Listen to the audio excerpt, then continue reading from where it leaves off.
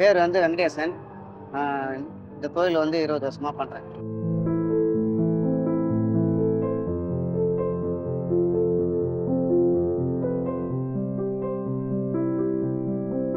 50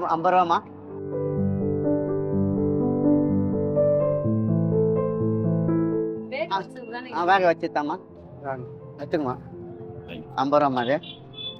ரூ. 20.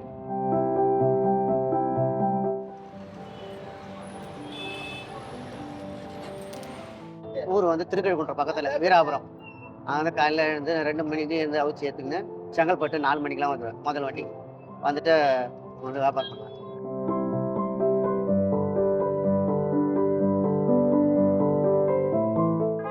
1000 கழுங்கு வாங்கிட்டு வருவோம். 1200 கிடைக்கும். எவ்வளோ போவோம். நம்ம சாப்பாடு செலவு ஒரு 100 போனால் கூட ஒரு 1000 கிடைக்கும்.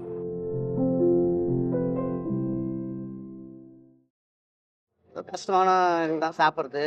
அதெல்லாம் ரொம்ப கஷ்டம் தான். பசங்களை கொஞ்சம் படிக்க வச்சுட்டோமா கொஞ்சம் லைஃப்.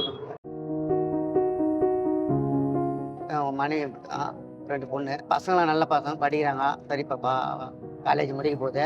சின்ன பாப்பா வந்து 12வது முடிக்க போகிறாங்க. நம்ம தான் படிக்கல.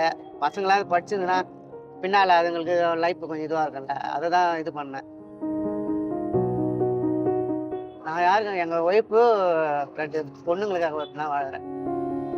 என்னைக்காவது உங்களுக்காக நீங்கள் வாழ்ந்துருக்கீங்களா? என் வாழ்க்கை, நான் எனக்கு பிடிச்சதெல்லாம் செஞ்சுக்கணும் அப்படிலாம் வாழணும்னு நினச்சிருக்கீங்க? பசங்களுக்காக ஒருத்தர் தான் நான் வாழ்ந்துக்கிறேன். பசங்க தான் வாழ்க்கை. போய் ஒரு நாள் பார்க்கறதுனால ஒரு மாதிரியாக இருக்கும். அதுதான் குழந்தைங்கள கண்ணிலே இருக்கிறோம். அதுதான் அந்த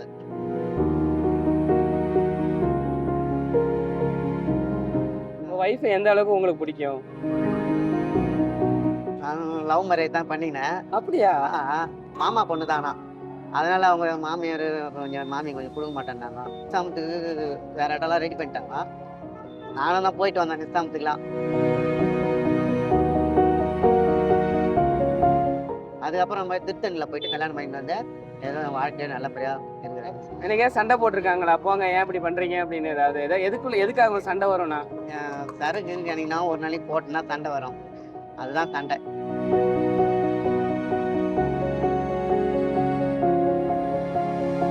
கடன் இருக்குதுங்க. ஒரு 3 லட்ச ரூபாய்க்கு கடன் இருக்குது. எதுக்கு கடன் வாங்குதுன்னா பசங்களுக்கு உடனே ஃபங்க்ஷன் வந்தது. மஞ்சள் தண்ணி ஃபங்க்ஷன் அது வாங்கினது. அதை சம்பாதிச்சு கொஞ்சமாக கொடுத்துன்னு வரோம். இதான். நீங்க எப்போ கடைசியா ரொம்ப சந்தோஷமா இருந்தீங்க? எந்த விஷயத்துக்காக ரொம்ப சந்தோஷமா இருந்தீங்க? எந்த விஷயத்துனா எங்கள் அண்ணன் கவர்மெண்ட் வேலைக்காக கூட கல்யாணம் பண்ணிக்காம இருந்தார். எனக்கு கல்யாணம் ஆகி 10 வருஷம் போது தான் நாங்கள் கல்யாணம் பண்ணி வச்சோம். அவருக்கு குறிக்கோளாக இருந்தார். கவர்மெண்ட் வேலைலாம் கிடைக்கணுங்க. அப்புறம் கஷ்டப்பட்டு வேலை வாங்கி வச்சோம். 2 லட்ச ரூபாய் 2,70,000 செலவு பண்ணி என் ஒய்ஃபு நானும் கஷ்டப்பட்டு வேலை வாங்கி வச்சோம். அதுதான் எனக்கு சந்தோஷம். அவருக்கு வேலை கிடைச்சதேன்னு ஒரு சந்தோஷம். அதுதான் எங்களுக்கு 2 பேருக்குமே அதுதான் எங்களுக்கு. வாழ்க்கையில முன்னேறினா என்னென்ன பண்ணணும்? கஷ்டம் தான் படணும். கஷ்டப்பட்டால் தான் முன்னேறணும்.